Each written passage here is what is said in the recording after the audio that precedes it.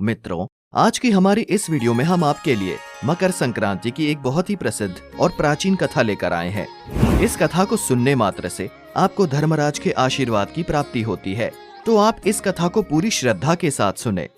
नमस्कार मित्रों, आप सभी का द ज्ञानी टेल्स पर स्वागत है। मित्रों, एक समय की बात है, भारत के एक राज्य में हरिदास नाम का व्यक्ति और उसकी पत्नी गुणवती रहा करते थे। वो दोनों भगवान विष्णु के परम भक्त थे। गुणवती बहुत ही सुशील और एक पतिव्रता स्त्री थी। वो हमेशा सभी प्रसिद्ध देवी देवताओं के व्रत आदि किया करती और साथ ही वो एकादशी आदि के व्रत भी नियम पूर्वक किया करती थी। लेकिन उसने कभी धर्मराज यम की पूजा या उनके नाम का दान पुण्य नहीं किया। वो अतिथि की भी देवों की भांति सेवा किया करती।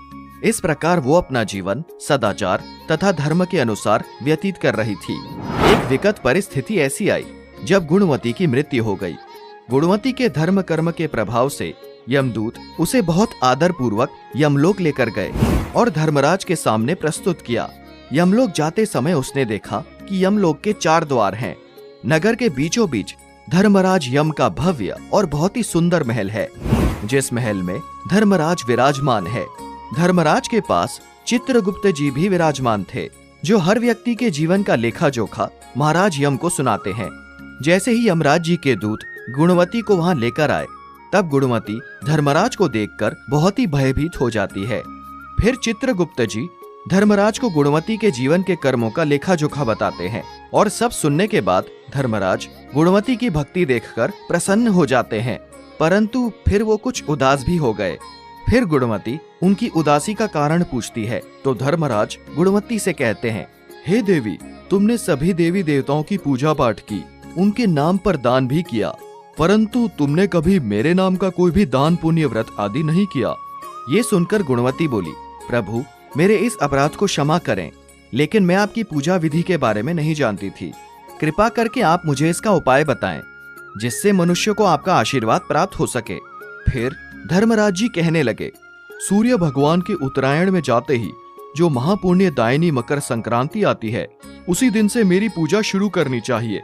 इस प्रकार साल भर मेरी कथा सुनने मात्र से और मेरी पूजा आदि कर दान देने से व्यक्ति सभी प्रकार के दुखों व तकलीफों से मुक्त हो जाता है, और फिर जब वो व्यक्ति मृत्यु के पश्चात मेरे पास आता है तो वो सदा सुखी रहता है।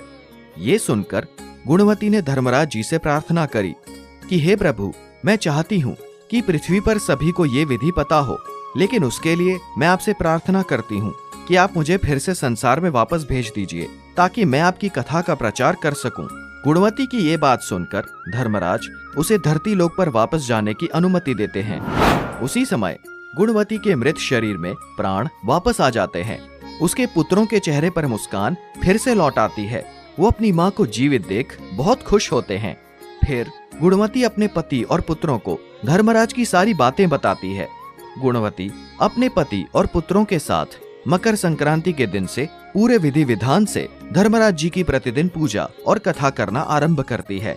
और इस प्रकार गुणवती ने साल भर कथा सुनी और सभी सुखों को भोगने के बाद जब वो पुनः मृत्यु को प्राप्त हुई, तो स्वर्ग में देवताओं ने गुणवती का आदर सत्कार किया। धर्मराज जी की इस कथा को कहने व सुनने मात्र से ही वो व्यक्ति धर्मराज के आशीर्वाद को प्राप्त करता है। हम उम्मीद करते हैं आपको ये कथा पसंद आई होगी। अगर आपको हमारा ये वीडियो पसंद आया है, इस वीडियो को लाइक अवश्य करें और चैनल को भी सब्सक्राइब करें। वीडियो पूरा देखने के लिए धन्यवाद।